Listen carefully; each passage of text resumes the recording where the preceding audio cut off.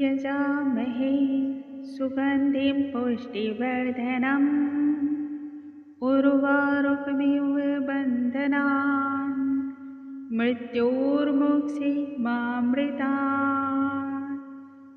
ओम नमः शिवाय। हर हर महादेव। नमस्कार दोस्तों, आप सभी का शिव पुराण के इस सीरीज में बहुत बहुत स्वागत है। महादेव की कृपा आप पर और आपके समस्त परिवार पर सदैव बनी रहे। आज के इस वीडियो में हम सुनेंगे शिव पुराण के रुद्र संहिता के पार्वती खंड का 28वां और 29वां अध्याय। आइए भोलेनाथ का ध्यान करते हुए पाठ को हम आरंभ करते हैं। जय शिव शंभो, जय भोलेनाथ। ब्रह्मा जी नारद जी को आगे का वृत्तांत बतलाते हुए कहते हैं, हे नारद, उसके बाद शिव के बुलाने पर सभी नंदी और पार्षद इकट्ठा हो गए। शिव ने तब कुछ गणों को वहीं रहने की बात कह करके बाकी सभी को लेकर के प्रसन्नतापूर्वक हिमालयपुरी की ओर चल पड़े।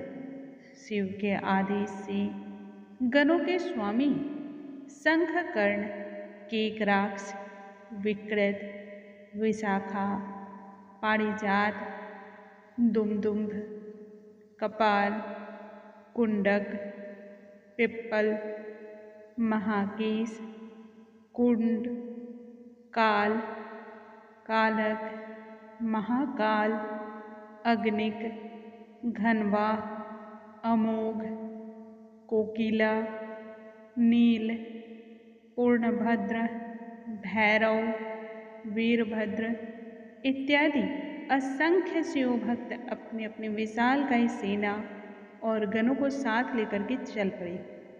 एक से बढ़कर एक सभी तेजस्वी और शक्तिशाली थे। भगवान शिव की ही तरह बहुत सारे शिव भक्त उसी वेशभूषा को धारण करके शरीर पर रुद्राक्ष और भस्म लपेटे हुए जब चल रहे थे, तब ऐसा प्रतीत होता था कि करोड़ों सूर्य एक साथ जगमगा रहा हूँ। कुछ जमीन से, कुछ आकाश से और कुछ पाताल मार्ग से शिव भक्त विवाह में सम्मिलित होने के लिए चल पड़े। जिस समय शिव हिमालयपुरी जा रहे थे, उसी समय एक घटना घटी। रुद्र की बहन चंडी प्रसन्न होकर के वहां आ पहुंची, परंतु उसके वस्त्र और आभूषण शत्रुओं को भी भय में डालने वाला था। सर्पों की माला, भूत पर आरूढ़, सिर पर जल से भरा सोने का कलश और दिव्य खिलखिलाता हुआ चेहरा दिव्य प्रकाश पुंज की भांति प्रकाशित हो रहा था। डमरुओं की तेज ध्वनि और भेड़ियों की गड़गड़ाहट में दसों दिशाएं व्याप्त जन कर रही थी। उस ध्वनि से सभी अमंगल का नाश हो गया और वातावरण शुद्ध हो गया। गरुड़ पर सवार विष्णु के ऊपर तना छत्र अत्यंत ही सुंदर और शोभा को बढ़ाने वाला था। देवराज इंद्र ऐरावत पर मैं यानी कि ब्रह्मा विभिन्न वेद, शास्त्रों, पुराणों के साथ सुसज्जित दिव्य ऋषिगण, ब्रह्म, राक्षस, गंधर्व, यक्ष, किन्नर इत्यादि सभी प्रसन्नता से आगे बढ़ रहे थे। उस समय ब्रह्मांड की माता गायत्री, सावित्री, लक्ष्मी तथा अन्य ऋषि पत्नियां, दिव्य कुमारियां सभी शिव विवाह को देखने की इच्छा से साथ चल पड़ी। सभी दिव्य वाहन पर आरूढ़ थे। भगवान शिव स्वयं स्फटिक के समान उज्ज्वल और पवित्रता को धारण करने वाले वृष पर सवार थे। हे नारद, मैंने तुम्हें शिव जी की भव्य बारात की कथा सुनाई है। अब हिमालय नगरी में घटित शुभ घटनाओं के बारे में सुनो। 29वां अध्याय। जय शिव शंभो, जय भोलेनाथ। इस अध्याय में हम श्रवण करेंगे।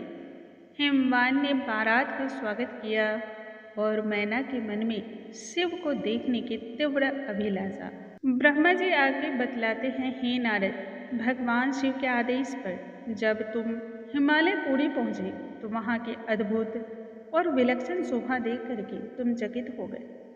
जब तुम विश्वकर्मा की कीर्ति को देखकर हैरान हो रहे थे। तभी हिमालय और मैना वहां आ पहुंचे और तुम्हें नमस्कार करके बारात द्वार पर लगाने की बात कहने लगे। फिर शिव, विष्णु, ब्रह्मा तथा अन्य सभी गणों को साथ लेकर के हेमपुरी के द्वार पर पहुंच गए।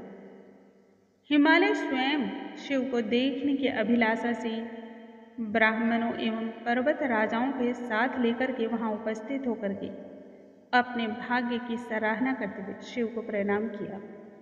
विभिन्न वेशभूषा से अलंकृत शिव वृक्ष पर आरूढ़ संपूर्ण दिशाओं को अपने प्रकाश से उद्भासित कर रहे थे।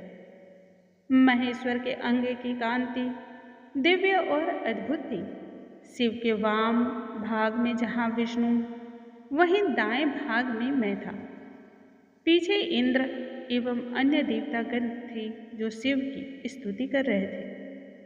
हिमालय ने श्री हरि विष्णु को और मुझे संपूर्ण शोभा से युक्त देखकर आदरपूर्वक प्रणाम किया। फिर अन्य सभी देवता, ऋषि, सिद्ध, किन्नर, दक्ष इत्यादि का सम्मान करते हुए सप्रेम शिव को अपनी नगरी में प्रवेश किया। शिव के पीछे सभी तब चल पड़े। तभी मैना के मन में शिव दर्शन की इच्छा जागृत हो गई, जिसे शांत करने के उद्देश्य से उन्होंने तुम्हारा स्मरण किया। शिव के रूप, रंग, व्यक्तित्व की एक झलक देखने की मैना के मन की बेचैनी बढ़ती जा रही थी। पार्वती की कठिन तपस्या का कैसा फल है, यह देखने की तीव्र इच्छा थी। उस समय शिव को मिथ्या अभिमान जान पड़ा। इसी कारण उन्होंने लीला रचते हुए श्री हरि को और नारद देवताओं सहित हिमालय के द्वार पर चलने की बात कह करके स्वयं पीछे से आने की बात कही। शिव आदेश को मान करके तब सभी ने वैसा ही किया। महल के ऊपरी भाग में मैना खड़ी थी। उस समय शिव ने विभिन्न वेशभूषा का आडंबर रचते हुए लीलाएं प्रकट करनी शुरू कर दी। उधर मैना के हृदय विशाल और भव्य सेना को देख प्रसन्न हो उठा। जुलूस के अग्रिम भाग में सज धज कर गंधर्व विभिन्न वाहनों पर सवार होकर के भारी भरकम पराक्रम के साथ चल रहे थे, जिसे मैना ने शिव समझ लिया। तब तुमने उन्हें सत्य से अवगत कराते हुए कहा, ये तो शिव के अनुचर हैं। थोड़ी देर बाद वसुओं को मैना ने देखा तो उन्हें भी शिव मान बैठी। तब तुमने उनके बारे में भी बतलाया। इसी प्रकार से मणिग्रीव, यक्षों, अग्निदेव, यमराज, कुबेर, इंद्र इत्यादि इन सभी को देख करके मैना भ्रमित हो रही। विष्णु को तो देख करके मैना की आंखें ही चौंधिया गई। रूप, सौंदर्य, साज, सज्जा किसी को भी मोहने वाला था। उसी समय शिव ने लौकिक लीला का सहारा लेकर के ऐसा रूप प्रकट किया जो सबसे भिन्न था। भूत प्रेतों की सेना से घिरे शिव के 5 मुख, 3 नेत्र, 10 हाथ थे। उन्होंने पूरे शरीर पर चिता की भस्म, हाथों में खोपड़ी, बाघ का चर्म, बिखरी जटाओं के बीच अर्धचंद्र धारण कर रखा था। मैना को उस समय तो ऐसा लग रहा था कि जब सेवक इतने सुंदर हैं तब स्वामी का रूप कैसा होगा। परंतु शिव के इस रूप को देख करके मैना हवा के झोंके से लड़खड़ाए हुए लता की भांति जमीन पर गिर पड़ी। उस समय अनायास मैना के मुख से यह वचन निकला, हाय, मैं तो ठगी गई हूँ। महत्वाकांक्षी होने के कारण मैं धोखा खा गई। तब उसकी सेविकाओं ने नाना प्रकार से मैना की सेवा और उपचार का प्रयत्न किया। हे नारद, मैंने तुम्हें वह दृश्य बतलाया जो विवाह के दौरान घटित हुआ था।